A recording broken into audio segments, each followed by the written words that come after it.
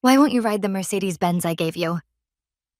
The voice carried a severity sharp enough to slice through even the frozen winter air.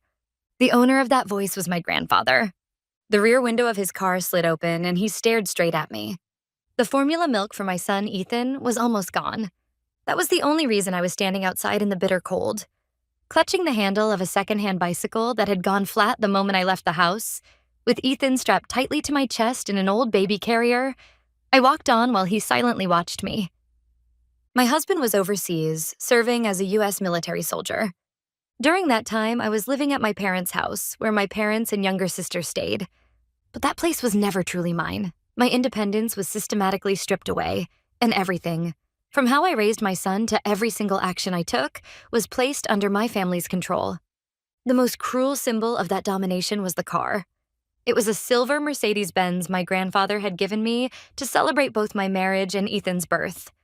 I was never once allowed to even touch the keys to that brand new car.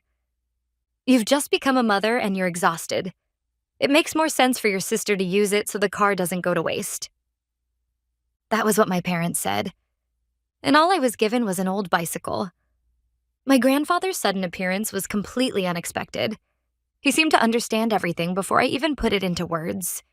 His eyes moved back and forth between my utterly worn-out expression, his great-grandson in my arms, and the shabby bicycle beside me. In response to his question, I answered in a trembling voice. That was my first act of resistance. I only have this bicycle.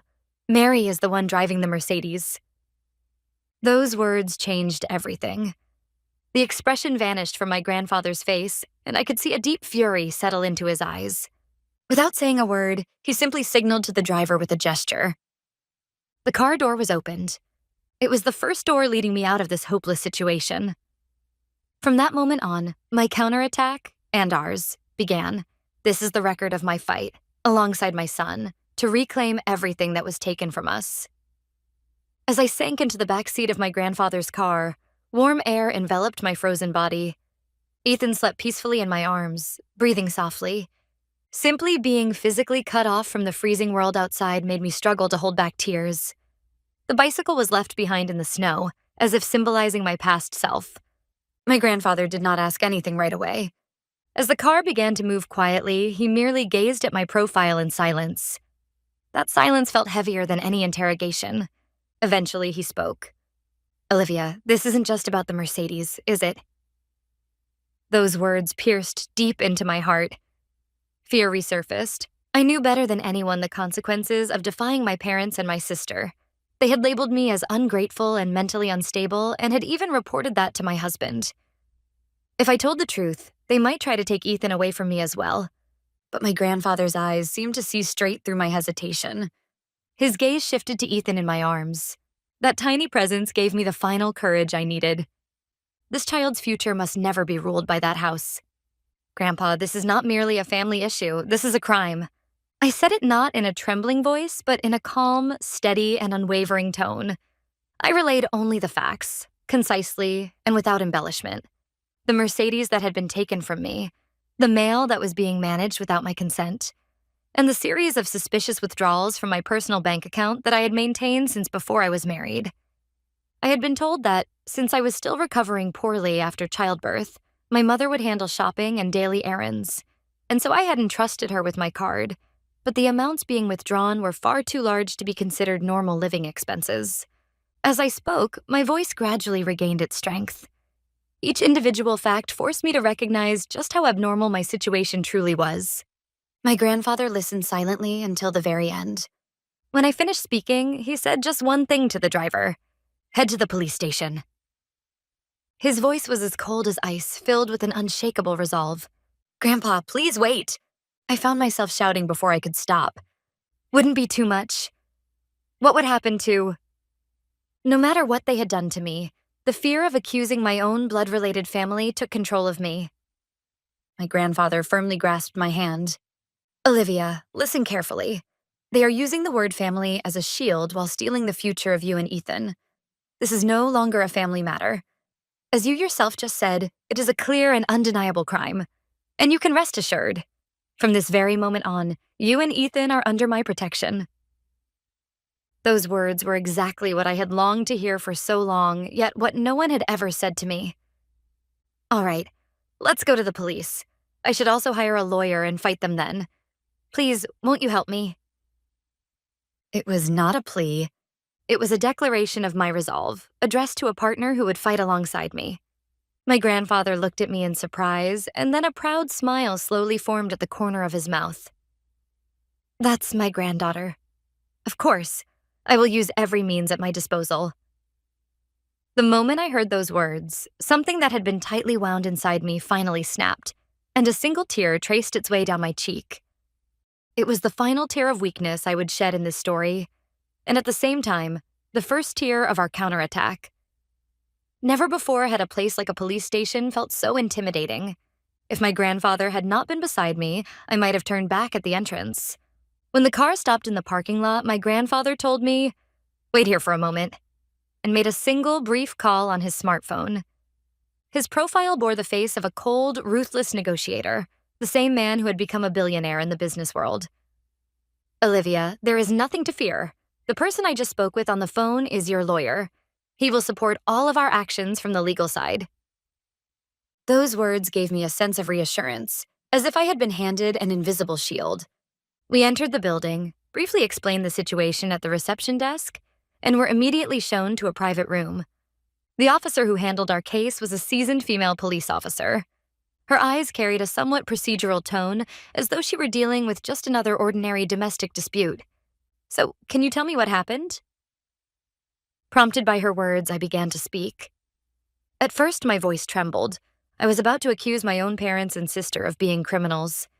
That reality tightened my throat with guilt, but the weight of Ethan in my arms compelled me to keep talking.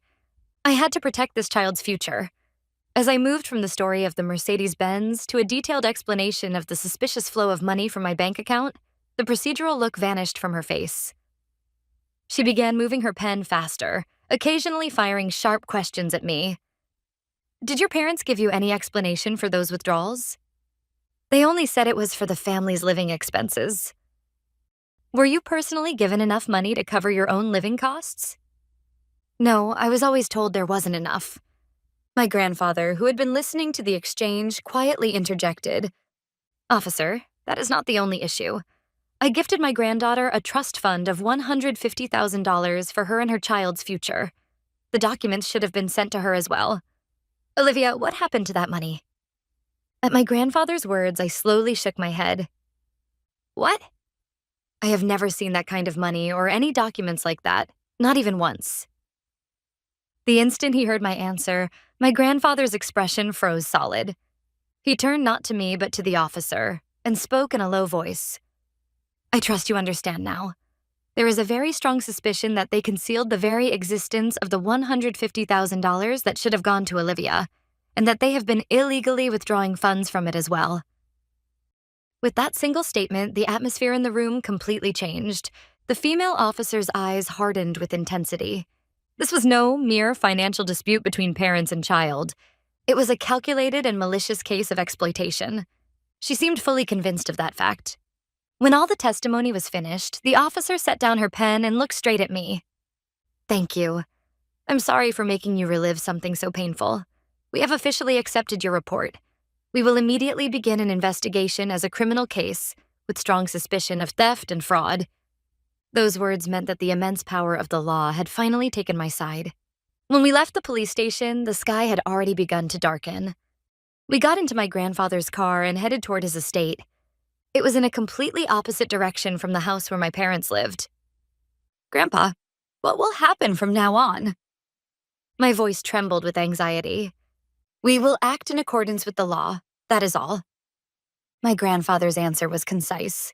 Yet within those few words was a weight that suggested he had anticipated every possible outcome. "The lawyer will come to see you first thing tomorrow morning, and there will be one more person as well, a forensic accountant who specializes in financial crimes. He will thoroughly trace the flow of money. We will uncover everything they took. Every last cent." There was no longer any hint of comfort in his words. They were a powerful declaration spoken by a commander preparing for the war ahead. Before long, the car passed through the gates of my grandfather's estate, a place I had visited many times as a child. It was a safe haven from my memories, filled with the warmth of a fireplace and the scent of old books. The staff greeted us quietly and guided us to a room where a crib had been prepared for Ethan. After laying Ethan down in the bed, the tightly stretched thread of tension inside me finally snapped, and I collapsed onto the sofa. Along with relief, a surge of intense anger washed over me. I would have to prepare myself to face my parents and my sister in a courtroom. There was no way they would remain silent and accept this. "Are you afraid?" My grandfather, who was suddenly standing beside me, asked me quietly. "No, I just feel anger, and I was thinking about what they might do next." Hearing that answer, my grandfather nodded with satisfaction. "Olivia, listen carefully. This is not a fight you started. It is a war they initiated. And during war, mercy is unnecessary. Stay close to Ethan tonight and rest well. Starting tomorrow, our counterattack begins." That night, for the first time in months, I was able to sleep deeply from the bottom of my heart. Ethan, perhaps adjusting quickly to the new environment, slept peacefully through the night without waking even once. The quiet and safety of my grandfather's estate soothed our exhausted minds and bodies. However, that peace did not last long. The next morning, when I woke up, I realized my smartphone was vibrating relentlessly. The screen was filled with an unbelievable number of missed calls and messages. Every single one was from my father, my mother, and my sister. When I opened the messages, I felt my heart turn cold. At first, they were filled with feigned concern. "Olivia, where are you? Is Ethan okay? Don't disappear without saying anything. You're making us worry." But as I continued to scroll, the tone of the messages gradually began to reveal their true nature. "You are an irresponsible mother. Bring the baby back here immediately. Who on earth put such stupid ideas into your head?" As the messages gradually shifted from concern to outright threats, my heart filled with a cold, burning anger. They still believed I was as powerless as I had been before. That arrogance was unforgivable. And then the message from my sister cut the deepest. "Mom and Dad are really worried now that you're gone. If there's been some misunderstanding, I want you to talk to us. But if you keep acting this selfishly, I might have no choice but to testify that you're mentally unstable and not in a condition to raise a child properly. I don't want to do that, though." It was an unmistakable threat, wearing the mask of kindness. At the same time as trying to figure out where I was, they had begun constructing a false narrative for the public and for my husband, that Olivia became mentally unstable and disappeared with her child without consulting anyone. A spine-chilling fear washed over me once again. Just then, there was a knock on the door, and my grandfather entered the room. Seeing the tension in my expression, he asked quietly, "What is it?" I turned my smartphone screen toward him. "Please look. They've just sent me the perfect evidence." After reading through the messages, my grandfather allowed himself a faint smile for the first time.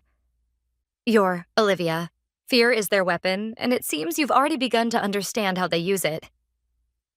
As his words helped me regain a small measure of calm, the two men who had been promised arrived at the estate right on schedule.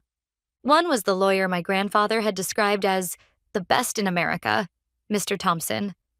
The other was a forensic accountant specializing in financial crimes, Mr. Caldwell. They were the professional team assembled for the battle that was about to begin. Attorney Thompson was a man with sharp eyes, every bit the image of a brilliant legal mind. He first read through all the messages my parents had sent to my smartphone, then nodded quietly. "This is a textbook case of coercive control. They instill guilt in the victim and drive her into psychological distress. It's behavior the courts despise the most. They don't even realize they're digging their own graves." Next, Mr. Caldwell took a seat in front of me. True to his profession as a numbers expert, he began asking questions in an extremely neutral, businesslike tone, stripped of emotion. "Miss Olivia, regarding the bank account your parents were managing, do you recall ever signing a power of attorney or any document delegating access rights?" "No, not once." "And the $150,000 trust fund your grandfather gifted to you? Same situation, correct?" "Yes, I wasn't even told that it existed." After hearing my answers, Mr. Caldwell began tapping on the keys of his laptop. "We have already obtained court orders compelling full disclosure from all relevant financial institutions. We will trace every single flow of money down to the last cent. Who withdrew it, when, where, and for what purpose, and even the final destination of those funds. Everything. Their professional competence gave me an immense sense of reassurance. This was no longer an emotional tale of personal revenge carried out by me alone. It was the rightful recovery of my rights, grounded in unshakable facts, law and numbers. That afternoon, the first urgent report came in from Mr. Caldwell, the forensic accountant. Olivia, please listen carefully and try not to be shocked. From both your personal bank account and the trust fund you were never informed about, nearly $80,000 has been illegally withdrawn in total. We have confirmed expenditures for renovations to your parents' house, purchases of luxury brand items for your sister, and even payment for a cruise on a luxury liner. I caught my breath. My mother had said it was only for shopping for Ethan and daily food expenses. The lie and the sheer scale of their greed hidden beneath it made something deep inside me burn with rage. The figure, $80,000, was so heavy it almost lost its sense of reality in my mind. It was not merely a financial loss, it was complete betrayal by my family and a desecration of my son's future and mine. My body trembled with anger, and no tears would even come. Mr. Thompson listened calmly to Mr. Caldwell's report, but a clear spark of anger burned in his eyes. Olivia, calling this theft or fraud alone would be far too mild. This constitutes breach of fiduciary duty, financial fraud, and multiple felony-level offenses. These are extremely malicious criminal acts. In parallel with pursuing civil damages, we will also consider filing a criminal complaint with the district attorney's office. Criminal charges. The words stole my breath away. It meant there was a real possibility of sending my own parents and sister to prison. For a brief moment, hesitation crossed my mind. But when I thought of what they had done, it was the consequence they deserved. They had tried to take everything from me, fully prepared to face the legal consequences. That evening, the situation escalated even further. The intercom at my grandfather's estate rang. On the monitor appeared the faces of my parents and my sister. Somehow, they had finally managed to track down this place. Olivia, we know you're in there. Come out at once. My father's furious shout echoed through the intercom. My mother put on a performance of collapsing into tears, while my sister hung her head like a tragic heroine. What I felt as I watched their farcical act was not fear, but contempt.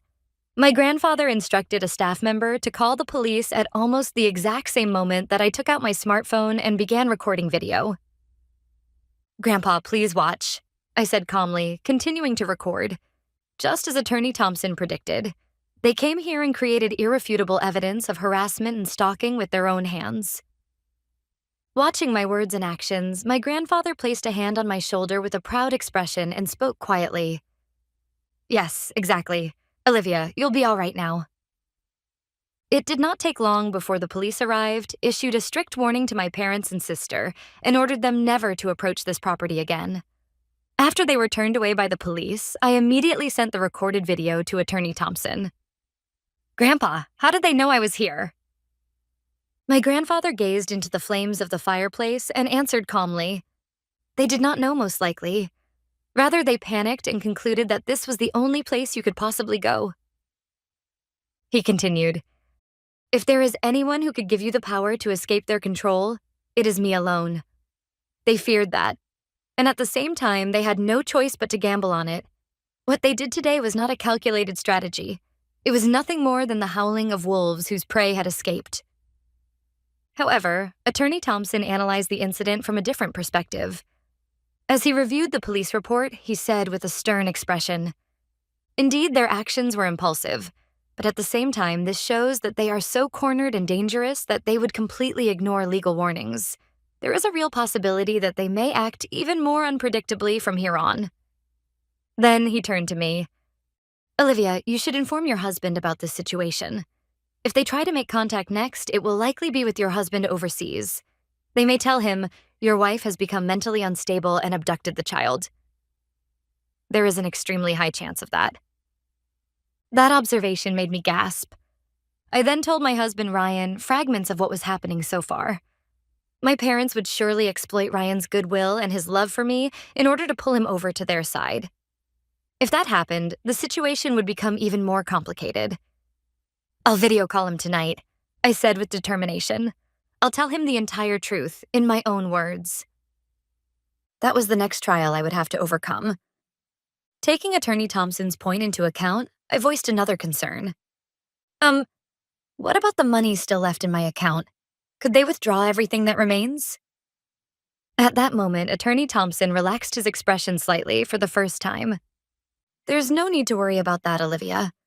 Immediately after we filed the report with the police yesterday, we requested an emergency asset preservation order from the court, and it has already been approved. All of your accounts are now legally frozen and fully protected so that no one except you can access them. Mr. Caldwell added to his explanation, they can no longer move a single cent from your accounts. One reason they physically showed up here is because we have already stripped them of money, their most powerful tool of control. That fact brought me profound relief from the bottom of my heart. My counterattack was not driven by emotion alone. Legal and financial professionals had been steadily and decisively cutting off the enemy's supply lines, quietly and effectively, without me even realizing it. That night, I hardened my resolve and made a video call to Ryan, who was stationed at an overseas base. As my story unfolded, the expression on his face shifted from shock to confusion, and then to a quiet, simmering anger. Wait, Olivia. Ryan hesitated once, visibly conflicted. Your mother told me you were just a little unstable from postpartum exhaustion. Ryan, listen. I cut him off and told him the facts that Mr. Caldwell had uncovered. They used $50,000 from my account to pay their loans and credit card bills. This isn't some exhaustion-induced delusion. These are facts a forensic accountant confirmed. After a long silence, Ryan let out a deep breath. What settled in his eyes then was not doubt toward me, but a cold anger toward those who had tried to deceive us. That's unforgivable. They lied to me too. He spoke in the calm, steady voice of a soldier. So what can I do? Those words saved me. He believed me. You believe me? Of course, Olivia. You're my wife, and what they did is beyond unacceptable. His voice remained calm and strong, unmistakably that of a soldier. I'll act immediately. I'll consult the military legal office and request every form of support we can provide. And please give my regards to your grandfather. Tell him I'm grateful for protecting you and Ethan. After ending the call, I stared straight into the darkness beyond the window. I was no longer afraid of anything. With Ryan firmly on my side, our counterattack accelerated even further. Through the military legal office, Ryan prepared documentation proving that this case constituted a malicious exploitation of a service member's family and sent it to Attorney Thompson. They thought they were just deceiving an ordinary housewife. They will soon realize what it means to lay a hand on the family of a U.S. service member. That documentation became a powerful weapon, reinforcing the legitimacy of our case in court. From the following day onward, our counterattack entered a new phase. Under Attorney Thompson's command, preparations for a decisive victory in court began in earnest, as evidence was systematically assembled piece by piece. In addition, his team uncovered another decisive piece of evidence. It was an official legal document created when my grandfather gave me $150,000 as a lifetime gift. That document clearly stated that the purpose of the funds was for Olivia herself and for the education and future of her child. My parents' actions were an unmistakable violation of that trust agreement. This is irrefutable, perfect evidence, Thompson said confidently while holding the document in his hands. In court, they will have no choice but to admit that they engaged in deliberate fraudulent conduct. Day by day, each newly reported piece of evidence amplified my anger, while at the same time bringing me a strange sense of calm. This was no longer an emotional family dispute. It was a legal process in which each piece of evidence objectively proved their crimes. Step by step, we closed in on them. The flow of money, legal documents, police reports, and military support. The castle of lies they had built was on the verge of collapse. On the day all the evidence was finally assembled, Attorney Thompson summoned my grandfather and me to his office. On the table stood towering stacks of thick files. They were a symbol of our quiet fury. Everything is ready, he said as he picked up one of the files. This is the final draft of the complaint to be filed with the district court. It seeks damages, the return of all assets that were unlawfully withdrawn, and a permanent restraining order against your parents and your sister. He continued, the moment this complaint is accepted and served on them, the real battle begins. There is no turning back. Olivia, I need to confirm your final decision. I did not hesitate for even a second in response to that question. What came to mind was the despair I felt on that freezing day, walking down the road while holding Ethan in my arms. I never want to experience that again, and I will never let my son experience it either. Please proceed. I will fight. A few days later, the complaint was formally accepted and sent to my parents' home by a court officer. That single sheet of paper drove a deep crack into the walls of control they had built. And then came the day of destiny, when I stood before the courthouse together with my grandfather. I had entrusted Ethan to a reliable babysitter. Beyond the heavy doors lay the place where I would sever ties with my past. Taking a deep breath, we stepped inside. Inside the courtroom, I saw my parents' and my sister's faces for the first time in a long while. They were accompanied by their lawyer, but the arrogance they once wore so openly was gone. In its place were exhaustion and unmistakable anxiety. When our eyes met, they awkwardly looked away. Seeing that, I knew it for certain. The balance of power had already reversed, starting from that very day. Soon the judge entered, and the courtroom was enveloped in silence. My heart was pounding violently, yet strangely, I felt no fear. The calm and resolute profile of my grandfather seated beside me gave me courage. Attorney Thompson stood and quietly opened his argument. The final act of our counterattack had begun. Attorney Thompson's presentation of evidence was flawless. My mother's recorded voicemail messages, in which her tone abruptly changed, and the detailed reports tracing the flow of money exposed their lies one after another.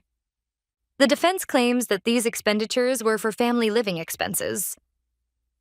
Attorney Thompson pointed to the statements displayed on the screen with a laser pointer. However, what is listed here is a luxury brand handbag purchased by the younger sister, $5,000. And here, a luxury cruise vacation enjoyed by the parents, $10,000. Are these truly living expenses that should be used instead of supporting a daughter caring for a newborn? A loud murmur rippled through the gallery. My sister covered her face, and my father's lips trembled in humiliation. The defense attorney attempted one last resistance. Wasn't the plaintiff in a mentally unstable condition at the time due to postpartum depression?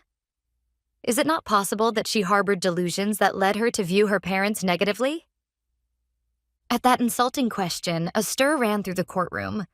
I looked straight at him and answered clearly through the microphone. No. It is true that I was unstable. However, the cause was not postpartum depression. It was the result of constant psychological and financial control imposed by your clients. When a person's dignity is stripped away day after day, anyone would become unstable. Then, from the witness stand, I fixed my gaze directly on the three people seated at the defendant's table. I believed you were my family, but you betrayed that trust. I pointed to the report on the screen showing the flow of money. Here is the payment record for a $5,000 luxury brand bag purchased by Mary. On that very day, I told my mother that I didn't have enough money for Ethan's formula, and I was scolded and told it was because I wasted too much. On the day you departed for a $10,000 cruise, I was walking down a freezing road, pushing a bicycle with a flat tire. I continued. What you took from me was not just money. You took the confidence and dignity I should have had as a mother and as a human being. You treated me like a powerless, incapable child and tried to convince me that controlling everything was a love. I paused there and looked each of them in the eye. But that is not love. It is control and it is exploitation. I am not your property, I declared clearly. I am no longer afraid of you. Here, today, I sever ties with our past. There is no longer any place for you in our future. When my words ended, the courtroom was enveloped in complete silence, and my father quietly began to cry. Those were the tears that marked the end of his control. When my testimony concluded, the courtroom fell silent as if water had been poured over it. The defense attorney attempted to offer some form of rebuttal, but his words were weak and no longer reached anyone's heart. Before the overwhelming light of truth, every lie could only retreat into the shadows. With all proceedings concluded, the judge quietly opened his mouth. His voice was solemn and devoid of any emotion. After reviewing all evidence presented, this court renders the following judgment. The judge first addressed the flow of money. The court finds it clear that the defendants unlawfully withdrew a total of nearly $80,000 from the plaintiff's accounts and used it for their own purposes. Accordingly, the defendants are ordered to compensate the plaintiff for the full amount unlawfully withdrawn, together with applicable interest for delay. Next, the Mercedes-Benz. The court also finds that the defendants unlawfully possessed the vehicle gifted to the plaintiff by her grandfather. The vehicle shall be returned to the plaintiff immediately. Finally, the judge fixed my parents and my sister with a stern gaze. The most serious issue is the psychological and financial domestic abuse the defendants inflicted upon the plaintiff. This constitutes an extremely malicious form of coercive control that exploited the trust inherent in a family relationship. The judge paused briefly, then delivered the final ruling. Accordingly, the court hereby issues a permanent protective order prohibiting the defendants from approaching the plaintiff, Olivia, and her son, Ethan. Any violation of this order will result in immediate arrest and incarceration.